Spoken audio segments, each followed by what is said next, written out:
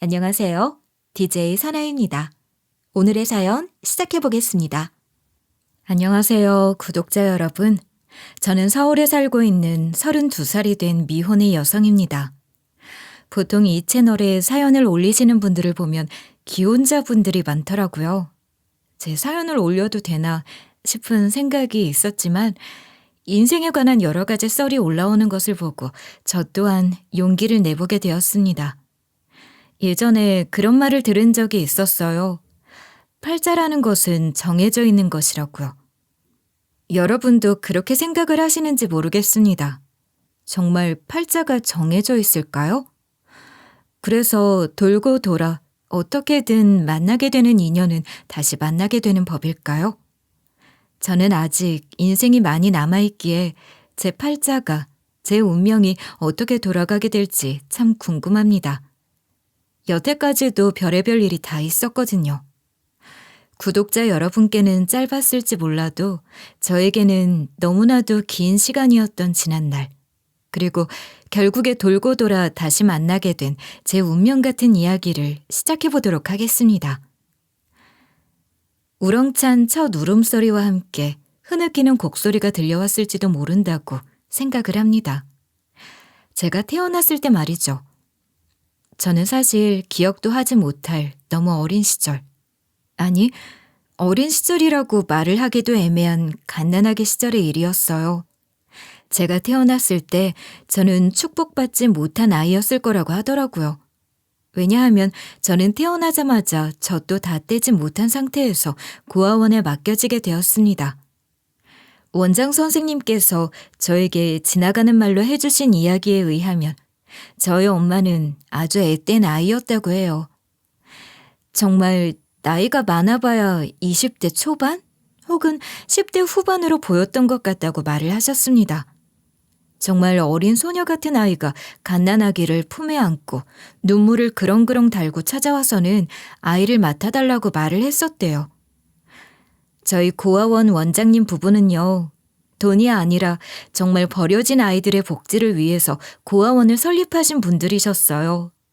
후원이 들어오지 않으면 운영을 하기가 힘들었기에 정말 딱 맡아서 책임을 질 수 있겠다 싶은 아이들만 받아서 보육시설을 운영하셨어요. 다른 고아원과 다르게 건물이 크게 있었던 것도 아니었고, 더불어 시설이 좋아서 살고 싶은 마음이 드는 것도 아니었지만, 부모님에게 버림받은 아이들이 정을 나누고 사랑을 배울 수 있는 곳이기는 했습니다. 원장님께서는 저희 엄마가 눈물을 뚝뚝 흘리며 제발 아이를 받아달라고 애원을 하는데 차마 거절을 할 수가 없었대요. 저 때문이 아니라 우리 엄마 때문에요. 우리 엄마의 인생이 아직 창창해 보이는데 혹시라도 아이에게 발목이 잡혔다고 생각하면 어떡하나. 아이 때문에 상상도 해선 안 될 일을 저질러 버리면 어떡하나 싶은 생각이 드셨대요. 이 이야기를 제가 15살 때에서야 겨우 해주셨어요. 저희 고아원은요, 아이들이 입양을 잘 가지 않았어요. 아니, 못했다고 하는 게 맞을 것 같아요. 보육원 시설이 워낙 작았기 때문에 후원이라는 것도 동네 사람들이 먹거리를 나누어 주시는 것, 가끔 명절이 되면 동네 어르신들께서 삼삼오오 모여서 용돈을 나누어 주시는 것 정도가 전부였어요. 정부에서 지원이 조금 나오기도 했고 간혹 가다가 고아원을 위한 기부가 들어올 때 저희 몫으로 도에서 나누어 주는 것도 있었지만 거의 대부분 원장 선생님 부부께서 일을 하시며 돈을 벌어서 저희를 먹여 살리고 있다는 것이 사실이었죠. 원장 선생님 부부께서는 정말 심성이 곱고 착하신 분이셨습니다. 원장 선생님께서 원래 신부님을 하셨었던 분이셨대요. 종교를 믿으시면서 신부가 되어 하늘의 말씀을 널리 전파하시는 게 목표였고 또 하늘의 뜻을 잘 섬기면서 평생 신의 종이 되어 살길 바라셨던 분이셨다고 했습니다. 살아있는 생명에 대한 무조건적인 사랑이 있으셨고 정말 성품이 올곧으신 분이라 신부님이 되셨어도 많은 사람들에게 존경을 받을 수 있는 분이실 거라고 생각했습니다.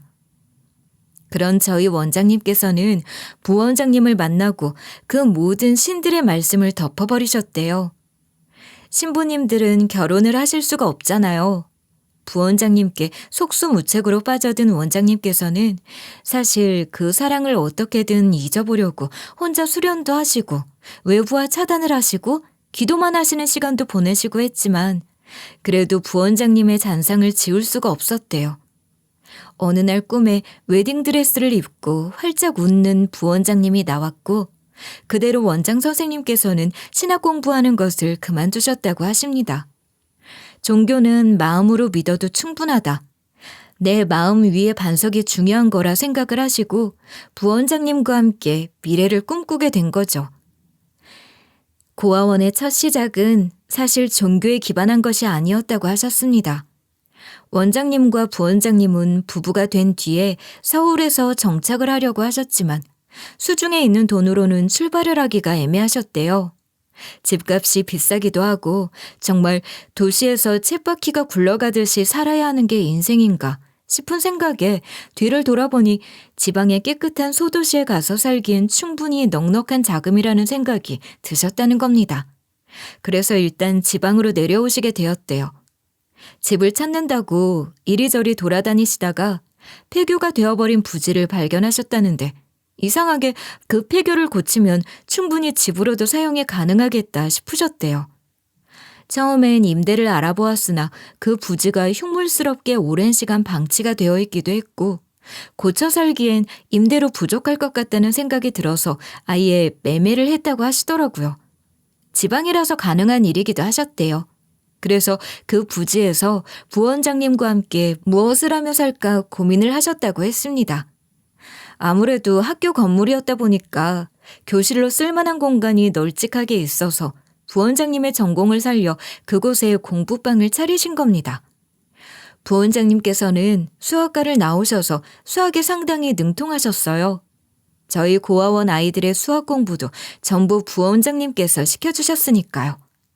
부원장님은 공부방을 운영하시면서 텃밭도 가꾸시고 자급자족하는 삶을 살며 여유있게 노년까지 달려보시려고 했는데 예상 밖의 일이 생기게 된 것입니다. 바로 폐교를 리모델링해서 만든 집 앞에 웬 어린아이가 우두커니 서 있었던 거죠. 예. 넌 누구니? 혹시 길을 잃어버린 거야? 부모님은 어디 계시는데? 몰라요. 엄마가 여기서 얌전히 기다리고 있으면 열밤 자고 온다고 했어요. 그게 고아원의 시작이었다고 했습니다. 처음에는 아이가 길을 잃어버린 거라고 생각을 하셨대요. 조금만 기다리면 금방 나타나시겠지 했는데 주변이 어두컴컴해질 때까지 그 아이의 부모는 나타나지 않았고 결국 경찰에 신고를 했지만 그때 당시에는 미아 방지를 위한 지문 등록이라던가 요즘 있는 시스템이 구축이 되어 있지 않아서 기억이 잘 안 난다며 자기 이름 석자밖에 외우지 못하는 어린아이를 결국 고아원 원장님께서 다시 데려오시게 된 거죠. 하룻밤만 자면 오시겠지, 이틀 뒤에는 오시겠지 했던 것이 며칠 지나게 되었고 경찰서에서 찾아와 아이를 고아원에 데려가야 하는 게 맞는 것 같다고 했었대요. 아이가 없었던 원장님 부부께서는 그 첫 아이를 고아원에 보내야 한다는 것이 마음에 걸렸지만 그때는 원장 선생님께서 고아원을 운영하실 수 있는 인증서 같은 것이 있는 것도 아니었고 당장에 시설이 구축이 된 것도 아니었으니 아이를 맡을 수 없으셨던 겁니다. 결국 그 아이가 고아원으로 옮겨지는 걸 보고 나서야 고아원을 운영해서 내 자식처럼 부모 없는 아이들을 키워야겠다고 마음을 먹으셨대요. 그때부터 다시 한번 폐교가 바뀌기 시작했습니다. 정리를 하지 않아 풀이 무성하게 자랐던 뒤뜰에도 잡초를 정리하고 아이들이 놀 수 있을 만한 공간을 만들었고요. 놀고 있는 교실들을 전부 뜯어 고쳐서 아이들이 지낼 수 있는 방으로 바꾸셨다고 합니다. 하나둘 행색을 갖추어가고 신부님 준비를 했던 원장 선생님께서는 드디어 명패까지 맞춘 고아원 원장님이 되셨죠. 꼬박 2년이 걸리셨다고 했습니다. 자금이 넉넉한 것이 아니었기 때문에 부원장님께서는 폐교를 고아원으로 손수 고치는 일을 하시면서 동네 아이들을 불러다가 공부방도 운영을 하시고 아주 바쁘게 지내셨다고 하시더라고요. 저야 전부 나중에 들은 이야기니까 이 이야기들이 사실인지 아니면 거짓이 조금 보태진 이야기인진 모르겠지만 저희 고아원 원장님 부부께서는 정말 성실하신 분들이셨기 때문에 손수 집을 고치셨다는 것이 진짜일 것이라 생각을 했습니다. 원장님 부부는 아이를 가지려고 노력을 하시기도 했었대요. 하지만 고아원을 설립할 운명을 지녔던 것인지 아이가 생기지 않았다고 하십니다. 이건 사실 원장님 부부께는 참 아픈 이야기긴 하지만 두 분 다 임신이 힘든 몸이셨다고 했습니다.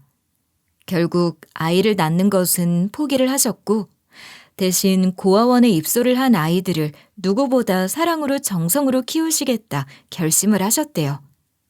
처음에는 수용할 수 있는 공간이 여유로우니 많은 아이들을 받아서 운영을 하려 했으나 운영을 하시면서 한 아이에게 정성을 쏟아부어도 모자랄 판에 너무 많은 아이들이 한 번에 들어오니 두 분이서 운영하기가 벅찼다고 하시더라고요.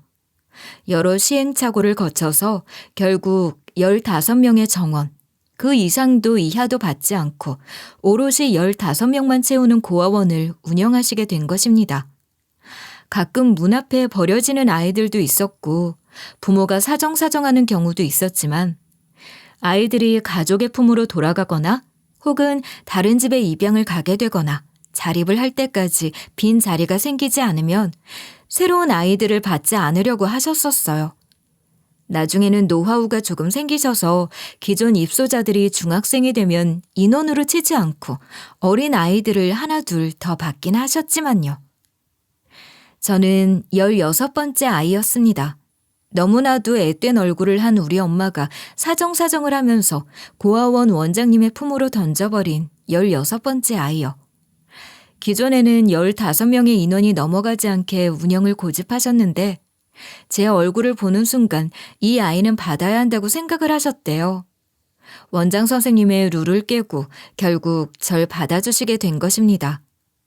저희 엄마는 원장 선생님께 꾸벅 인사를 하고 뒤를 도셨대요.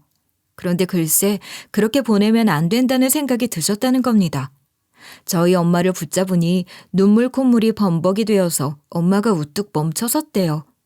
분명히 무슨 사정이 있는데 그 사정을 물어볼 만한 것은 아닌 것 같으니 무슨 말을 하긴 해야 했는데 무슨 말을 해야 할지도 모르겠었다고 하시더라고요. 이 아이 이름은 지어줬습니까? 그래도 이름만큼은 엄마가 지어주고 가는 것이 좋을 것 같은데. 이름이요? 이름? 네. 뱃속에 있을 때 생각해둔 이름이 있었어요. 사형이요. 사형. 제 이름은 사형이었어요. 빛이나 형상이 비치어 나타난다는 뜻의 사형. 그림자라고도 하잖아요. 저는 엄마에게 그림자 같은 존재였나 봐요. 엄마라는 존재를 비치는 아이. 그렇게 이름을 던져주고 뒤도 돌아보지 않고 떠난 엄마의 그 뒷모습이 아직도 생생하게 기억이 난다며 제 손을 꼭 잡아주셨던 원장님의 눈에는 제가 비춰지고 있었어요. 저는 이름과 비슷한 아이였습니다. 늘 항상 조용조용했고 뒤에서 꾹 참는 아이였어요. 늘 그림자처럼 조용하게 친구들의 뒤를 졸졸 쫓아다니면서 저에게 말을 걸어줄 때마다 환하게 웃어버리는 소위 말하는 속이 없는 아이였습니다. 원장 선생님 부부는 절 참 예뻐해 주셨어요. 제가 숫기도 없고 말수가 적어서 친구들과 잘 어울리지 못한다고 생각해서 절 더 챙겨주시려고 했던 것일지도 모르겠어요. 누구에게나 아픈 손가락이라는 것이 존재하는 법이지 않겠습니까? 저는 원장 선생님 부부께 아픈 손가락이나 다름없는 아이였습니다. 사영이 오늘 숙제는 다 했어? 선생님이 숙제 좀 봐줄게. 어제 어렵다고 했던 부분이 있었잖아. 그거 다 했어요, 선생님. 미진이가 오늘은 숙제를 다 못한 것 같아요. 미진이 숙제 먼저 봐주세요. 그래? 미진이만 하면 되는 거야? 준영이는 어제 학교에서 체육활동하다가 무릎이 까진 것 같아요. 소영이도 종이에 손가락을 베었는데 밴드를 갈아줘야 할 것 같고요. 우리 사영이는 친구들을 참 잘 살피는 아이구나. 사영이 덕분에 선생님은 걱정을 하나도 안 해도 되겠는걸? 또 무슨 일이 생기면 와서 말해줘야 돼. 저는 친구들을 관찰하는 걸 좋아했습니다. 눈치가 꽤 빠른 편이었어요. 친구들이 언제든지 놀다가 다치기라도 하면 주머니에 늘 여유분으로 가지고 다니던 밴드를 붙여주었어요. 숙제가 어렵다고 하면 도와주기도 했고, 저보다 어린 친구들이 씻거나 밥을 먹는 것을 도와주기도 했어요. 저에게 참어른은 원장 선생님 부부셨고, 저도 꼭 그런 어른이 되고 싶다고 다짐을 했었거든요. 시간이 얼마나 흘러야 그렇게 멋있는 어른이 될지 모르겠지만, 저는 고아원이라는 곳에서 불평불만보다는 사랑을 더 많이 받고 있다는 생각을 했기 때문에 원장 선생님께 받은 부분을 꼭 보답하고 싶었습니다. 고아원에서 지내다 보면 새로 들어왔다가 나가는 친구들도 꽤 많았습니다. 저희 고아원에 적응을 하지 못하고 내내 엄마를 찾으면서 우는 아이들도 많았습니다.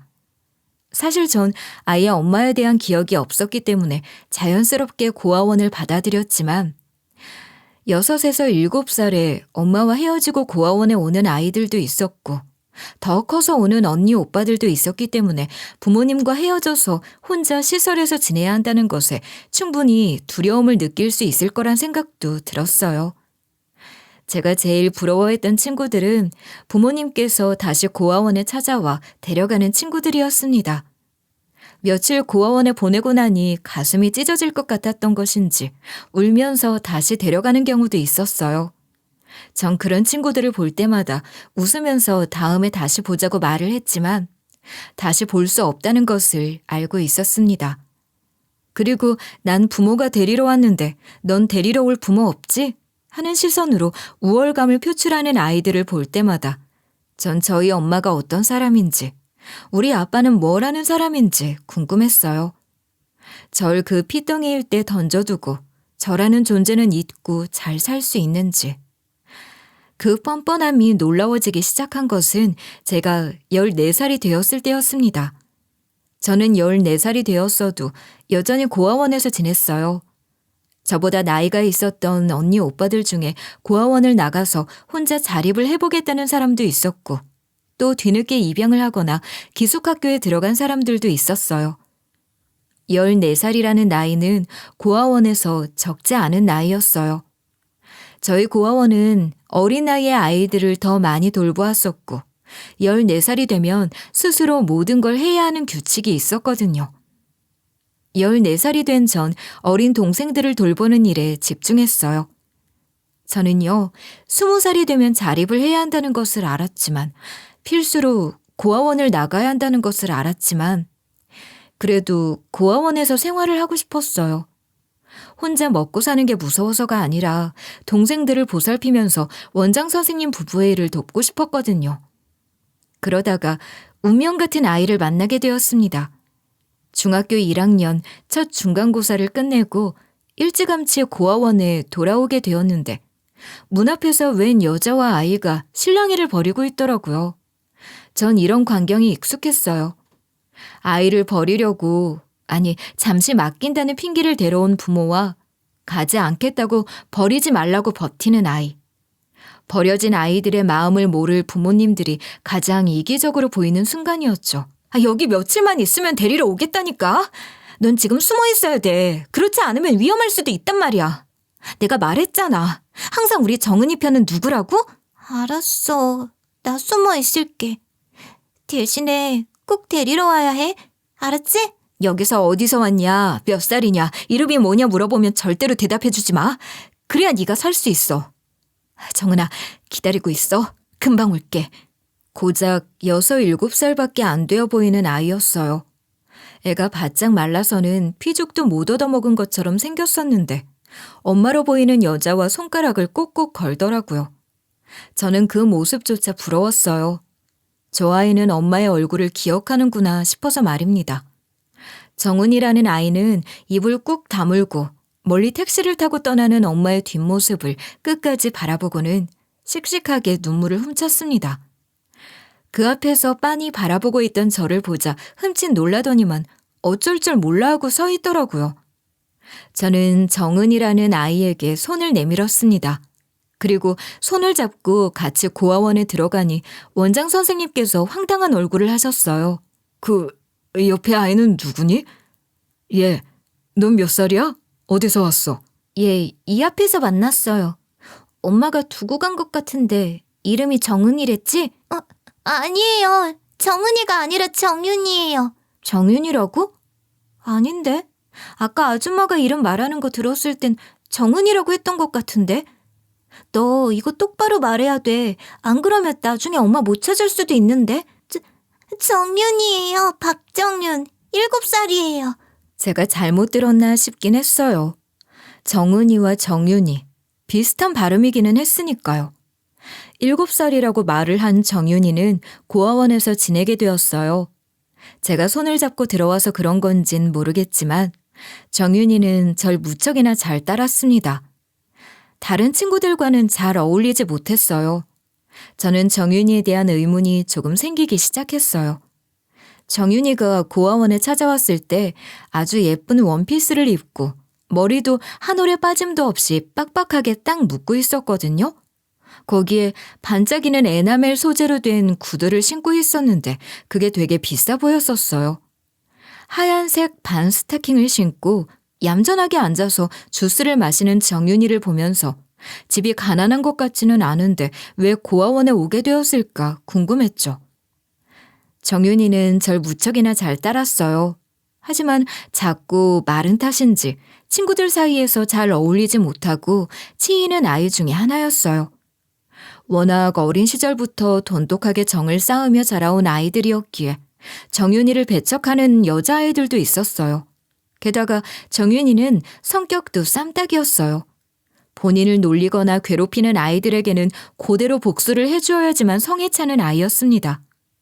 그러니 또래 아이들이 봤을 땐 눈의 가시였겠죠. 뒤늦게 들어온 주제에 나는 너희와 달라 하는 얼굴을 하는 것도 그렇고 또 고분고분하게 말을 듣지도 않았으니까요. 아이들의 싸움은 늘 비슷했어요. 내가 가지고 놀고 싶은 장난감인데 네가 가지고 놀아서 혹은 놀이를 하고 싶은데 술래를 하지 않아서 보통은 이런 이유였죠. 하지만 정윤이와 부딪히는 아이들은 조금 달랐어요. 몇 년의 세월이 지나면서 다들 머리가 커졌고 정윤이가 재수없는 행동을 하기 때문에 싫다고 저에게 고자질을 하더라고요. 특히 정윤이는 나는 너희와 다르다는 사상이 좀 박혀있는 아이였어요. 7살까지 얼마나 부유한 집안에서 사랑을 받으면서 자랐을지 모르겠지만 고아원에 온 이상 고아원 룰을 따라야 하는 법이고 부모에게서 받았던 사랑을 버리고 현실에 적응을 할 줄 알아야 하는데 정윤이는 그러지 못했거든요. 유일하게 정윤이가 믿고 의지를 하는 사람이 저였기 때문에 제가 학교를 마치고 고아원에 돌아가면 정윤이는 저에게 쪼르르 다가와 제 옆에만 내내 자리를 하고 있었어요. 다른 친구들이랑 어울리지 않고요. 언니, 도대체 우리 엄마는 언제 데리러 오는 걸까? 내가 여기서 지낸 지도 벌써 수백 밤이 지났는데. 나 이제 키도 컸고 몸도 멀쩡한데. 너 어디 아픈 데 있었어? 그런 이야기는 한 번도 안 했었잖아. 몰라. 어디가 아픈진 몰라도 병원엔 자주 갔었어. 언니 공부해야 돼? 나 방해돼? 있잖아. 엄마가 분명히 나 데리러 온다고 했거든? 언니가 그랬단 말이야. 언니? 무슨 언니를 말하는 거야? 언니가 말하지 말라 그랬는데. 암튼 우리 엄마가 나 여기 있는 거 알고 있겠지? 정윤이는 알아들을 수 없는 혼잣말을 많이 하곤 했어요. 사실 그런 친구들은 많이 있었어요. 본인이 버려졌다는 것을 믿지 못해서 부정을 하는 친구들이 많이 있었죠. 정윤이도 그런 친구 중에 하나라고만 생각을 했습니다. 정윤이도 그런 친구 중에 하나라고만 생각을 했습니다. 정윤이는 도도하고 새침대기에다가 알 수 없는 우월감에 젖어 있는 친구였지만 저는 다른 친구들보다 정윤이에게 마음이 많이 갔어요. 여태까지 고아원 동생들을 돌보면서 느껴본 적 없는 마음이 갔었죠. 다른 아이들은 제가 돌봐야 하는 대상이라고 생각을 했다면 정윤이는 제 동생 같은 아이였어요. 이상하게 정이 가고 이상하게 챙겨주고 싶은 비뚤어진 아이였어요. 그렇게 제가 20살이 될 때까지 정윤이를 챙기는 사람은 저였어요. 제가 20살이 되고 정윤이가 13살이 되었을 때 저희는 이별을 하게 되었죠. 언니 안 가면 안 돼? 언니가 가버리면 난 이제 누구랑 얘기해? 언니 가지 마. 난 언니가 가는 거 싫어. 내가 무슨 영영 사라지는 것도 아니고 언니 이 근방에 취업했어. 언니도 돈을 벌어야 먹고 살지. 안 그래? 언니가 돈 많이 벌어서 정윤이 맛있는 거 사줄게. 나 맛있는 거 다 필요 없는데. 언니랑 같이 살고 싶은데. 정윤이는 제가 떠나는 걸 받아들이지 못하는 것처럼 굴었어요. 다른 식구들이 떠날 땐 눈물은커녕 빨리 가버리라고 했던 아이가 제가 간다고 하니 엉엉 울면서 다리에 매달리더라고요. 영락없는 13살이었죠. 그 이후에 저는 종종 고아원을 찾아가서 원장 선생님의 일을 도와드렸어요. 처음에는 매주 주말마다 찾아갔는데 저도 공장에 다니면서 교대로 일을 하다 보니까 힘들더라고요. 쉬는 날에는 쉬고 싶다는 생각이 들어서 점점 고아원에 찾아가는 일이 줄어들었죠. 정말 몇 개월 만에 겨우겨우 지친 발걸음을 돌려 고아원에 먹을 것을 잔뜩 들고 찾아갔는데 정윤이가 보이질 않더라고요. 그렇게 소원하던 엄마를 찾아간 걸까? 아니면 포기하고 입양을 간 걸까 궁금했죠. 원장 선생님, 정윤이는 어디 갔어요? 정윤이가 좋아하는 순살치킨 사온 건데. 아, 내가 말을 못했는데 사실 정윤이 지금 병원에 있어. 정윤이가 글쎄 폐가 안 좋았다는 사실을 얼마 전에 알았지 뭐니. 그게 무슨 소리예요? 정윤이 폐가 왜 안 좋아요? 선천적으로 기형폐를 가지고 태어났댄다. 여기 와서 영유아 검진 받고 예방접종하고 할 땐 몰랐지. 우리야 고아원 시설로 받으니까 의료 기록이라고 해봐야 고아원 이름으로 남으니까 이전 기록이며 뭐며 아무것도 몰랐던 거야. 감기에 심하게 걸려서 병원을 다녔었는데 도통 낫질 않아서 큰 병원에 갔더니 폐가 기형이래. 거기다가 독감이라고 생각했던 게 결핵으로 번지면서 지금 중환자실에 있어. 저는 원장 선생님께 물어 정윤이가 있는 병원에 찾아갔고 중환자실에 산소호흡기를 달고 있는 정윤이를 만나게 되었습니다. 정윤이는 절 보자마자 눈물을 펑펑 흘리면서 왜 이렇게 늦게 왔냐고 화를 냈어요. 팔에는 주렁주렁 링거를 달고 있고 입에는 산소호흡기를 달고 있는 힘겨운 정윤이를 보면서 저도 무너지는 줄 알았습니다. 제일 정을 많이 주었던 모난 아이인 만큼 아프다는 게 믿어지지 않았거든요. 그래도 정윤이는 저에게 곧 괜찮아질 것 같다고 말해줬어요. 전 그 말을 믿었죠. 중학생이 된 정윤이는 씩씩하니까 잘 버틸 줄 알았는데 결국 정윤이는 그 병원에서 나오지 못했어요. 고아원 식구 전부 다 슬퍼했습니다. 저는요, 정윤이를 그렇게 보내고 난 뒤에 후회를 참 많이 했어요. 그렇게 옆에 붙어 있었던 아이가 폐가 아픈 것도 몰랐다니. 거기다가 일이 힘들다는 이유로 자주 가겠다 약속을 하고 지키지도 못했으니까 제가 무너지게 되더라고요. 정윤이의 짐을 정리하면서 얼마나 울었는지 모르겠어요. 고아원에서 나간 아이들 중에 이렇게 자기 발로 직접 떠나지 못한 아이는 처음이었기 때문에 원장 선생님 부부께서도 마음을 많이 아파하셨습니다. 그 뒤로 전 실수를 참 많이 했어요. 다니던 공장에서도 계속 실수를 반복했고 결국 공장 기계를 잘 못 만지는 사고로 인해서 왼쪽 새끼손가락을 절단하게 되었습니다.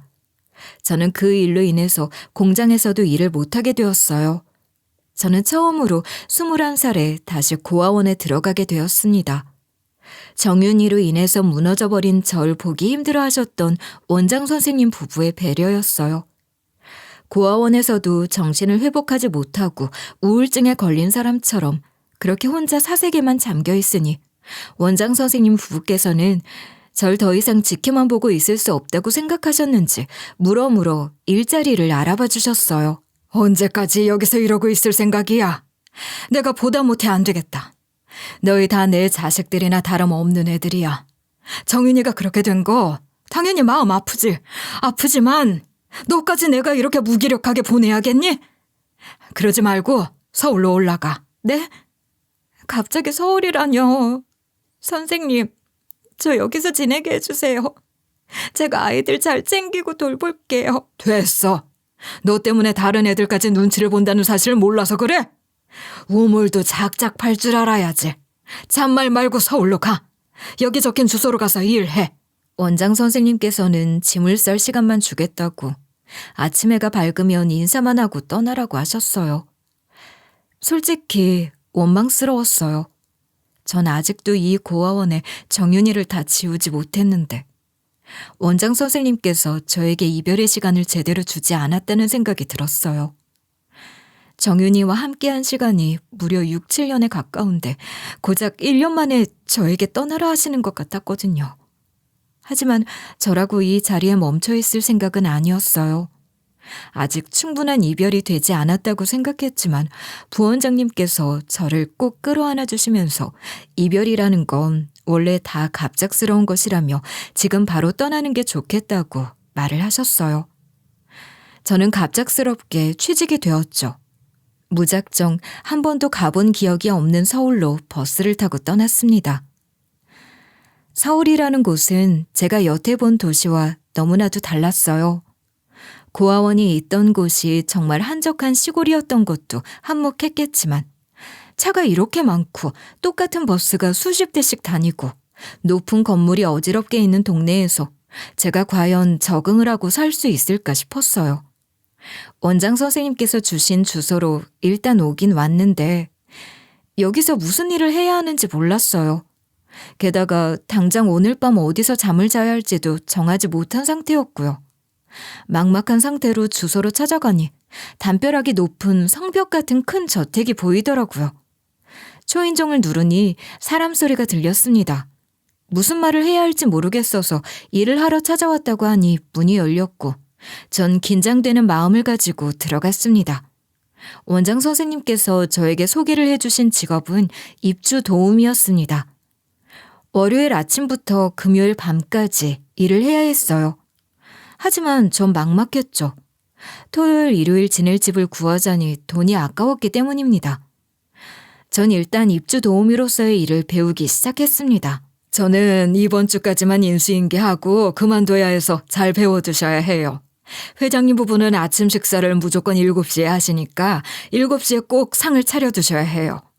8시 30분에 출근을 하시고 난 뒤부터는 청소와 빨래를 하시면 되는데 욕실 청소는 꼼꼼하게 물기까지 제거하셔야 합니다. 식사는 가리는 음식은 없으시지만 새우에 알러지가 있으세요. 보통 저녁에 7시 안으로 퇴근을 하시는데 저녁 식사는 간단하게 하시는 편이세요. 미리 일정이 있으실 땐 비서님이 연락 주실 겁니다. 제가 청소할 때 들어가면 안 되는 방 같은 건 없나요? 딱히 없어요. 저쪽 끝에 있는 방은 따님분 방인데 사정이 좀 있어서 물건은 절대 건드리지 마시고 그냥 먼지만 털어내시면 됩니다. 환기는 잘 시켜주시고요. 생각보다 어려울 일은 없었어요. TV에서 보았던 것처럼 목욕물 온도를 맞춘다거나 음식의 간을 제대로 맞춰야 한다거나 하는 것도 없었어요. 전 고아원에서도 아이들을 챙기는 일을 소홀하게 하지 않았고 집안일에도 자신이 있었습니다. 그래서 첫날부터 기존 가사 도우미의 칭찬을 받았어요. 자식이 하나 있으신데 출산이 얼마 남지 않아서 아이를 봐주러 가야 한다고 일을 그만두시는 것이라 하시더라고요. 22살이라는 나이에 왜 이런 일을 하게 되었는지도 물어보지 않으셨어요. 저의 자존감을 지켜주시려 한 행동인지 아닌지는 몰라도 타인이 저에게 지대한 관심이 없다는 것만으로도 한결 편해진 느낌이었어요. 그렇게 일주일을 무사히 보내고 주말이 되자 전 오갈 곳이 없어서 찜질방에서 먹고 자고 하다가 월요일에 다시 출근을 했습니다. 제 옷 빨래는 회장님 부부가 외출을 하셨을 때 몰래 하면 되었어요. 기존에 일하시던 분이 그만두시고 나서도 그 빈자리가 느껴지지 않게 열심히 묵묵하게 일을 했습니다. 그 집에서는 저와 딱히 대화를 나눌 사람이 없었기 때문에 편했어요. 회장님 부부의 따님은 유학이라도 가 있으신 건지 집에 들어오시질 않았는데 일을 한 지 6개월이 지났을 때 알게 되었죠. 기존에 일을 하시던 분이 저에게 일은 잘하고 있냐고 별일은 없는 거냐며 안부를 물어보시면서 따님에 대해 묻지 말라고 따님에 대한 안 좋은 기억이 있으니 절대 금기시해야 한다고 신신당부를 하셨거든요. 이 이야기를 하지 않았었던 게 마음에 걸렸었다고요. 뒤늦게 알게 된 사실이지만 뭔가 일이 있었구나 정도만 인지를 한 채 저도 따님에 대한 물음 한 번 없이 일을 했습니다. 회장님 부부는 자수성가의 표본이셨어요. 원래부터 사업을 하던 집안이긴 했지만 큰형님네가 모든 사업을 물려받았고 회장님께서는 새로운 사업체를 열어서 자회사를 운영하고 계셨더라고요. 저는 회장님 부부에 대한 깊은 이야기는 대화로 나눌 기회가 많지 않았기에 잘은 몰랐지만 두 분 다 말수가 별로 없으시고 자기 할 일에 충실한 분이시라는 것은 느껴졌어요. 저희 부모님이 살아계셨으면 어땠을까? 이런 분들이셨으면 좋겠다 하는 생각을 했었죠. 나이대도 비슷한 것 같았어요. 사모님의 연세가 40대 초반이셨거든요.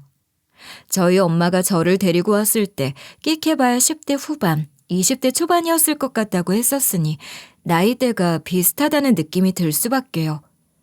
게다가 뭔가 자꾸 눈길이 가는 그런 느낌이었어요. 왠지 모르게 정이 가는 분이셨어요. 저랑은 대화도 잘 섞지 않으시고 늘 표정이 어두우셨지만 신경이 쓰이고 자꾸만 마음이 가는 그런 사람 있잖아요. 저에게 딱히 잘해주지 않아도 호감이 가고 저에게 무언가를 시킬 때 눈동자 깊은 곳에서 느껴지는 익숙함이라는 게 있었습니다. 제 이름, 사형이답게 사모님 눈동자에 비친 제가 뭔가 다른 사람처럼 보이는 것 같은 기분이었어요. 저는요, 회장님 부부 눈밖에 나지 않으려 애를 썼습니다. 그렇게 일을 한 지 1년쯤 다 되어갔을 때 처음으로 사모님께서 저에게 질문을 하셨어요. 사영 씨는 그럼 주말에 어디 가서 지내? 내가 알기론 고아원에서 자랐다고 들었는데 서울에 집은 있어? 아, 저요? 저는 주말에는 찜질방에 가서 지내고 있어요. 뭐라고? 찜질방? 아니, 우리 집에서 일을 한 지도 1년이 좀 넘었는데 여태 집을 얻지 않고 찜질방에서 지냈다는 거야? 네. 솔직히 주말에만 가 있는 건데 집을 얻는 게 돈이 아까워서요. 그만한 돈도 없고요. 제가 그럴 주제는 아니지만 월급의 일부를 고아원에 보내고 있거든요. 사모님께서는 놀란 얼굴을 하셨어요. 그러더니 주방과 다용도실 사이에 있는 도우미가 쉴 수 있는 작은 방에서 지내라고 하셨습니다. 저는 괜찮다고 사양을 했지만 찜질방에서 지내는 것보다야 훨씬 편하지 않겠냐고 하셨어요. 주방과 다용도실 사이에 놓인 방은 생각보다 꽤 컸어요. 살짝 창고 대용으로 사용하는 방이기도 했었는데 그 방을 전부 치워서 사용하시라고 말을 해주셨어요. 제가 물품을 정리하고 팬트리의 정리를 다 마치고 나니 방이 꽤 크더라고요. 월급 받은 걸로 침대를 놔둬도 될까 고민을 하고 있는데 사모님께서 방에 가구를 채워주셨습니다. 처음으로 가져보는 침대였어요. 고아원에서도 아이들에게 침대를 양보하고 저는 바닥에서 잤었거든요. 처음으로 생긴 내 침대, 내 책상, 내 옷장에 감동까지 밀려들어왔죠. 저는요, 회장님 부부께 감사한 마음을 가지며 10년을 일했습니다. 제 이야기를 가끔 물어보셔서 제가 고아원에서 자랐을 때 있었던 일을 몇 번 들려드린 적이 있었어요. 그러더니 고아원에 대한 안 좋은 생각들이 꽤 있었는데 세상에 좋은 마음을 가진 사람들이 많다며 놀라시기도 했습니다. 사영 씨, 이제 나이가 몇이지? 우리 집에 왔을 땐 정말 어린 나이였던 것 같은데. 올해 32살이에요. 벌써 제가 사모님 댁에서 일을 한 지도 10년 차예요. 그렇게 됐나? 사영 씨는 참 대단한 것 같아. 난 말이야. 아무에게도 말을 하지 못하고 꽁꽁 숨겨둔 이야기가 있어. 혹시 따님분 이야기실까요? 맞아. 우리 부부에게는 축복 같은 아이였어. 웃는 게 참 예쁜 아이였지. 내가 너무 오냐오냐 키워서 버릇이 조금 없긴 했지만 말이야. 저는 아무런 말도 하지 못했습니다. 따님분은 지금 어디에 계신가요? 라고 물어볼 만큼 눈치가 없진 않았거든요. 사모님의 표정에서 공허함뿐만 아니라 정말 사지가 갈기갈기 찢어지는 듯한 느낌을 받았기 때문에 전 입을 열 수가 없었어요. 사모님께서 직접 저에게 설명을 해주시지 않는 이상 전 그냥 가만히 있어야 위로가 되겠다 싶었죠. 우리 딸 생각만 하면 내가 이렇게 주책맞게 우울해져. 이제는 털어버릴 때가 됐다고 우리 남편도 나에게 잔소리를 해. 그럴 때마다 난 이렇게 가슴이 찢기듯 아픈데 저 인간은 다 잊어버린 건가 싶어서 실망감도 들고 말이야. 근데 사영 씨 이야기를 들으면서 나 좀 마음의 위안이 생겼어. 제가 위로를 제대로 해드린 것도 없는데요. 우리 아이가 아직 살아있을 거라고 믿고 있거든. 사영 씨도 고아원 출신이라며 우리 아이도 좋은 고아원에 들어가서 난 다 잊어버리고 행복하게 살고 있지 않을까 그런 생각을 해. 살아있기만 했으면 좋겠어. 사영 씨의 이야기를 들으면서 용기를 얻었어. 그래서 이제 나도 훌훌 털어볼 준비를 하려고. 사모님, 대단한 용기를 가지신 거예요. 사모님께서도 마음에 너무 담아두지 마세요. 이거 우리 딸아이 방에 있는 금고에 좀 넣어줄 수 있어? 난 용기가 없어서 차마 내 손으로 못 넣겠더라. 늘 품에 지니고 다녔던 건데 우리 딸을 놓아주려면 제일 처음으로 이 팔찌부터 떼어버려야 할 것 같아. 사모님께서는 저에게 팔찌 하나를 주셨어요. 생긴 것은 미아방지 팔찌 모양과 비슷했지만 조금 달랐습니다. 이름도 주소도 나이도 적혀 있지 않았고 가운데에 심볼 모양 하나만 그려져 있었어요. 그런데 전 그 팔찌를 보는 순간 심장이 내려앉는 것 같았습니다. 그 심볼 모양과 똑같은 모양이 박힌 팔찌가 저에게도 있었기 때문이었습니다. 제가 새끼손가락을 다치면서 늘 소매가 긴 옷을 입고 다녀서 사모님께서는 못 보셨을지도 모르겠지만 제가 늘 손목에 꽉 맞춰서 끼우고 다니던 팔찌가 있었어요. 저는 혹시나 하는 마음에 소매를 살짝 걷어올려 팔찌를 확인했습니다. 그리고 사모님께서 주신 팔찌의 심볼과 제 손목에 있는 팔찌의 심볼이 같다는 것을 확인하고 놀라서 입을 떡 벌렸어요. 그 표정을 본 사모님이 제 손목을 보셨고 팔찌를 보자마자 소리를 지르며 제 팔을 확 낚아채셨습니다. 사영 씨 이게 뭐야? 이 팔찌를 사영 씨가 어떻게... 아니 잠깐만, 사영 씨 나이가 몇이라고 그랬지? 올해 32? 네, 32이요 사모님. 혹시 따님분 나이가... 아니야, 우리 딸은 올해 25이어야 해. 사영 씨 이 팔찌 어디서 났어? 누구한테 받은 팔찌야? 이 팔찌 내가 우리 정은이한테 준 팔찌야. 우리 정은이랑 나랑 맞춘 팔찌라고. 정은이요? 정윤이... 아니 정은이... 잠시만요. 정윤이 팔찌인데 정은이... 아주 오랜 기억이 절 스쳐 지나갔습니다. 고아원 입구에서 제 손을 잡고 들어왔던 정윤이가 엄마로 보이는 웬 여자와 이야기를 했을 때 정은이라고 했었던 그 오래된 기억 말입니다. 하지만 아무리 생각을 해도 그때 정윤이를 데려다 주었던 여자의 얼굴과 사모님은 딴판이었어요. 사모님께서는 제 팔에 있는 팔찌만 하염없이 보시면서 눈물을 흘리셨습니다.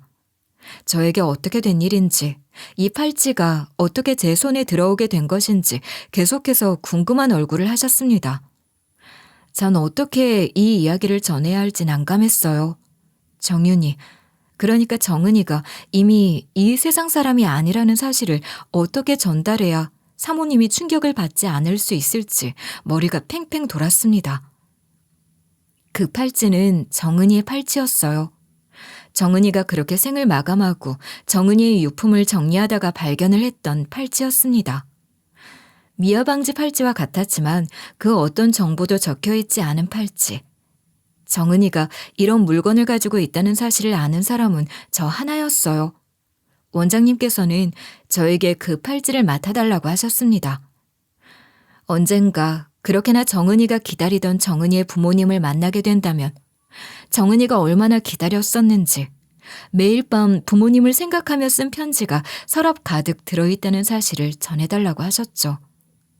전 은근히 책임감도 가지고 있었습니다. 정은이의 부모님을 찾아야겠다는 책임감이요. 정은이가 그렇게 허망하게 떠난 뒤 전 고아원에서 매일같이 정은이가 부모님을 향해서 쓴 편지를 읽었습니다. 보고 싶은 마음과 원망이 섞인 마음이 공존해 있었어요. 저는요, 마음만 같아서는 정은이의 편지를 책으로 쓰고 싶은 심정이었습니다. 정은이의 부모님을 찾기란 모래사장에서 바늘 찾는 것만큼 어려운 일이었어요. 제가 인맥이 있는 것도 아니고 어디 부탁을 할 곳이 있는 것도 아니었고 더군다나 정은이를 정윤이라고 알고 있는 상황이었는데 어찌 그 부모를 찾을 수 있었겠습니까? 제가 어지러워하는 사이에 사모님께서는 계속해서 제 입이 열리길 기다리고 계셨습니다. 제가 뭐라도 정은이의 소식을 전해주길 기다리고 계셨어요. 저는 그 눈망울에 비친 제 얼굴을 보면서 무슨 말을 해야 할지 입을 열지 못했습니다. 어쩐지 이상하게 사모님에게 정이 가고 호감이 가고 익숙한 느낌이 든다고 했더니 나의 가족은 아닐까 하고 생각했던 것이 무색하게 정은이의 친어머니였던 것이었죠. 저는 사모님의 모습에서 정은이를 사용하고 있었던 것일지도 모르겠습니다. 결국 전 고민 끝에 사실을 말하기로 했습니다.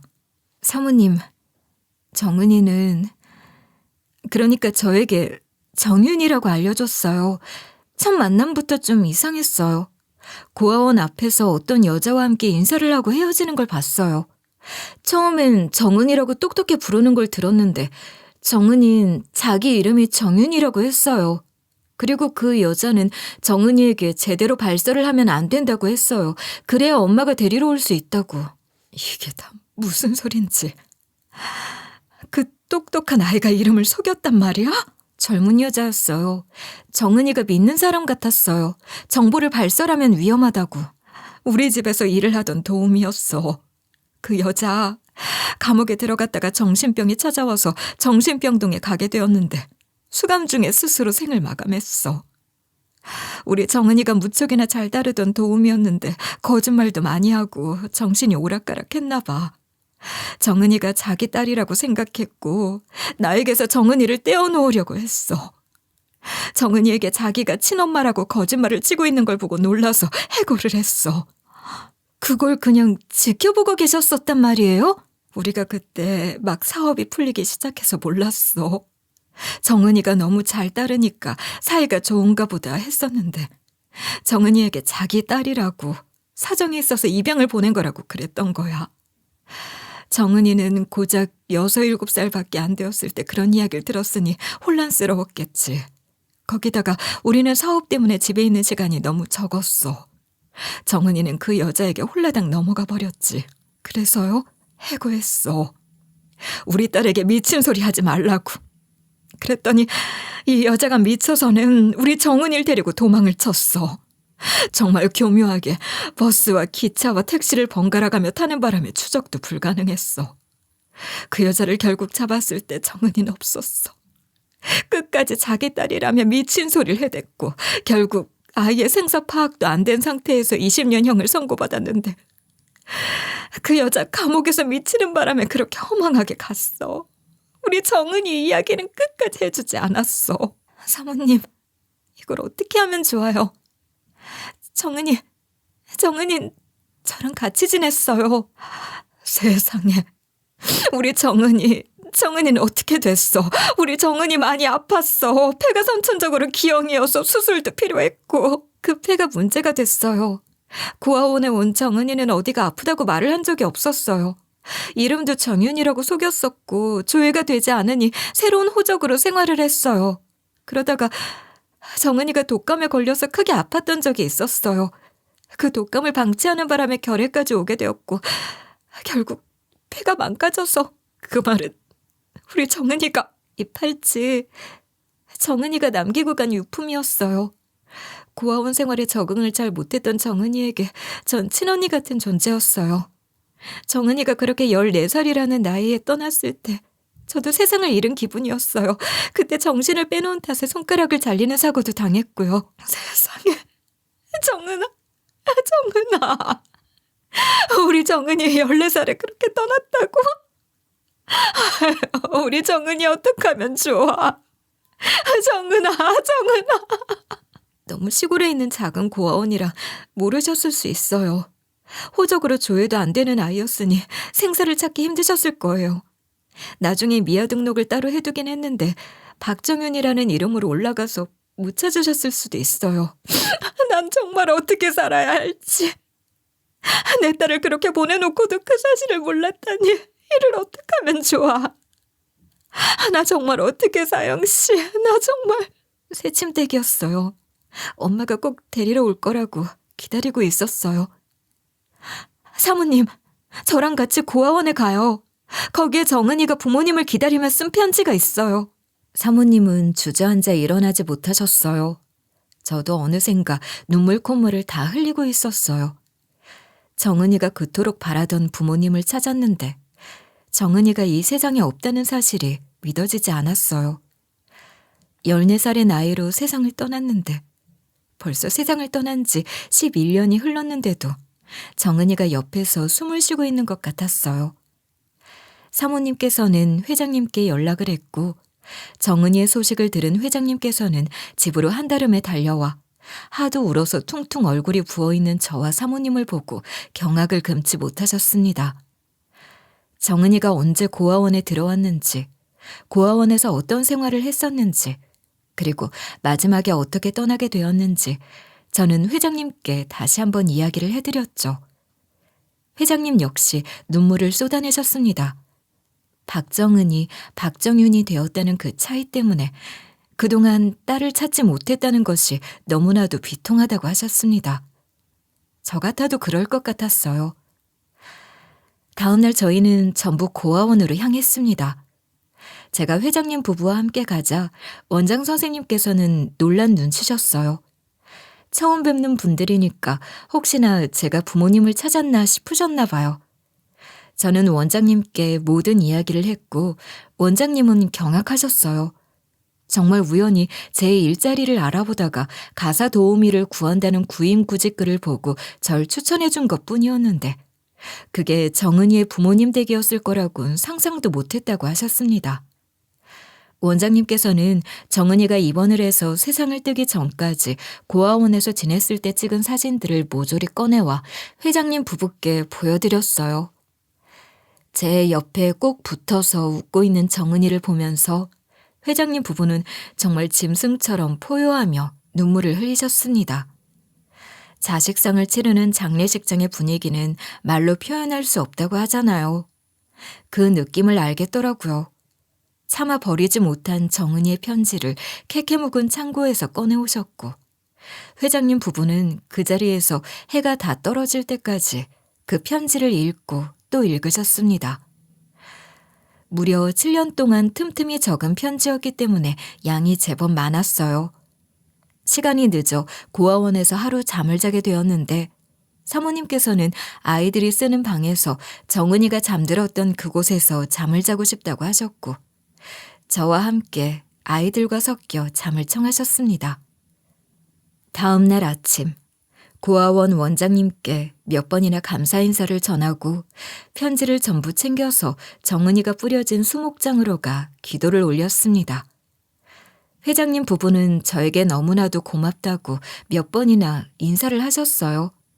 정은이의 사진마다 그 옆에 제가 꼭 붙어 있었기 때문이었습니다. 그 이후 제 일상에는 큰 변화가 찾아왔습니다. 낡은 폐교 건물에서 시작한 고아원은 뒤편 공터에 신식 건물이 지어지기 시작했어요. 하룻밤 고아원에서 주무셨던 회장님 부부께서는 아이들에게 더 좋은 환경을 제공하고 싶다고 하셨고 원장 선생님 부부께서는 마다하지 않으셨습니다. 운영비가 부족해 더 많은 아이들을 수용하지 못했었는데 매달 큰 금액의 후원까지 약속하셨어요. 아이들이 공부를 제대로 마칠 수 있도록 지원을 해주시겠다고 하셨죠.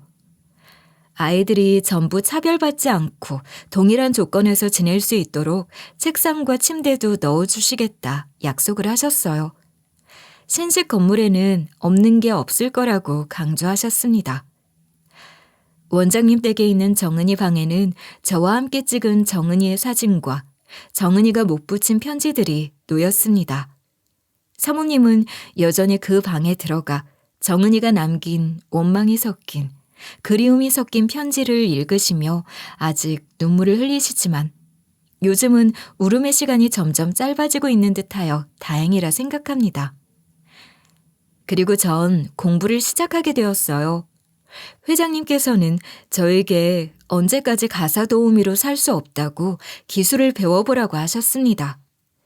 배우는 시간에도 월급은 쳐주시겠다고 저에게 공부를 게을리하지 말라고 하셨어요. 전 정말 감사했습니다. 저에게 이 정도 지원은 일도 아니라고 말을 해주셨지만 저는 이 모든 것이 정은이로부터 비롯되었다는 사실을 늘 가슴에 간직하기로 했어요. 정은이가 아니었다면 전 공부는 꿈도 꾸지 못했을 테니까요. 학원도 보내주시고 교재도 사주시고 저에게 지원을 아낌없이 해주시고 또 고아원에도 후원을 해주시는 회장님 덕분에 인류의 애라는 것이 살아있다는 감정을 느끼고 있습니다. 저에게도 부모를 찾고 싶진 않냐고 물어보셨지만 저는 고개를 절레절레 저었어요. 가슴 아픈 말이지만 저희 엄마는 절 찾고 싶어 하지 않을 것 같았거든요. 어린 나이에 어떤 마음으로 버렸을지 모르는데 굳이 엄마에게 2번 상처를 주고 싶지 않았어요. 하지만 엄마가 절 만나고 싶어 한다면 만나고 싶다는 생각은 하고 있습니다. 그날이 과연 찾아올까요? 오지 않는다고 해도 괜찮습니다. 저에게는 호적상으로 묶인 건 아니지만 저의 인생에 든든한 뒷배가 되어주시겠다고 하시는 회장님 부부가 계시니까요. 여러분, 인연이란 돌고 도는 것 같습니다. 어쩌면 제 팔자가 정해져 있는 거라고, 전 고아원 출신이라 천장을 뚫을 순 없을 거라고 좌절했었던 적이 있었을지도 몰라요. 그런데 그 천장을 뚫고 나가게 된 건 역시 제 팔자라면 제가 발전할 수 있는 기회는 아직 무궁무진하다는 뜻이지 않을까, 그렇게 생각을 돌려하고 있습니다. 인생에서 가장 풍요로운 지금에 만족하고 안주하지 않고 저는 제 미래를 위해서 정은이 목까지 힘을 내서 내딛어 보려고 합니다. 저의 의지를 응원해 주셨으면 좋겠습니다. 감사합니다.